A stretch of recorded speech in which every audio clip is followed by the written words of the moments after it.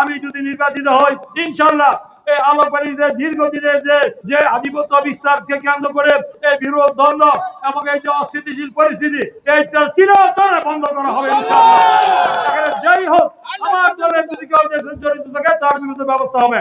আমি যদি নির্বাচিত হই আগামী দিনে যদি আপনাদের ভোটে নির্বাচিত হই আমি যদি জাতীয় সংসদে যেতে পারি আমার দল যদি সরকার গঠন করে সবার আগে ব্রিজ করা হবে।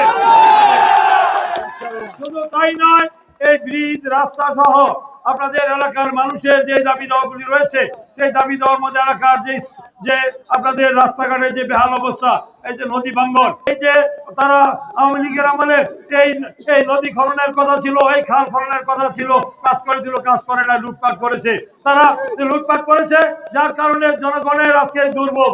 আমি বলে দিতে চাই আমি আপনাদের দেড় দিন করতে বলতে চাই আমি যদি নির্বাচিত হই সবার আগে আপনাদের খাল খনন হবে।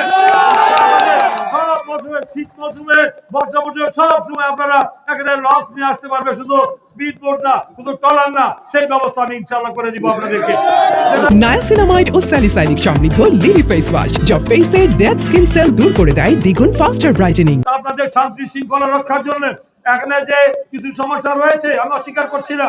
এখানে আমাদের দীর্ঘদিনের যে আধিপত্য বিস্তারকে কেন্দ্র করে এবং আমাদের পতিত স্বৈরাচারের যে দূষর দালালরা তারা আমাদের মধ্যে বিরূপ সৃষ্টি করে এখানে এলাকা অশান্তি সৃষ্টির চেষ্টা যে একটি পায় তারা করে যাচ্ছে এর কারণে কয়েকদিন আগে বেশ কয়েকটি প্রাণহানি ঘটেছে।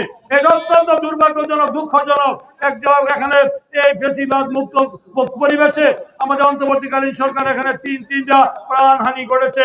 এটার জন্য আমরা তো দুঃখিত ব্যথিত। কেন ঘটেছে তার জন্য আইন প্রয়োগকারী সংস্থা তাদেরকে বলা হয়েছে আপনারা নিরপেক্ষভাবে তদন্ত করে তাদের বিরুদ্ধে আইনানুগ ব্যবস্থা গ্রহণ করুন। আমরা বলেছি যাই হোক যাই দলেরই হোক যে পতিত আওয়ামী লীগের সরকারের দূষণরা করে থাকে যাই করে থাকে তাদের বিরুদ্ধে ব্যবস্থা গ্রহণ থাকে আমাদের দলের সঙ্গে তাদের বিরুদ্ধে ব্যবস্থা করা হোক। এই ব্যাপারে জিরো টলারেন্স। আমি যদি নির্বাচিত হই ইনশাআল্লাহ এই আলোকবাণীদের দীর্ঘদিনের যে বিরোধ দ্বন্দ্ব এবং এই যে অস্থিতিশীল পরিস্থিতি এই চিরতরে বন্ধ করা হবে ইনশাআল্লাহ। এখানে যাই হোক আমার দলের যদি কেউ জড়িত থাকে তার বিরুদ্ধে ব্যবস্থা হবে।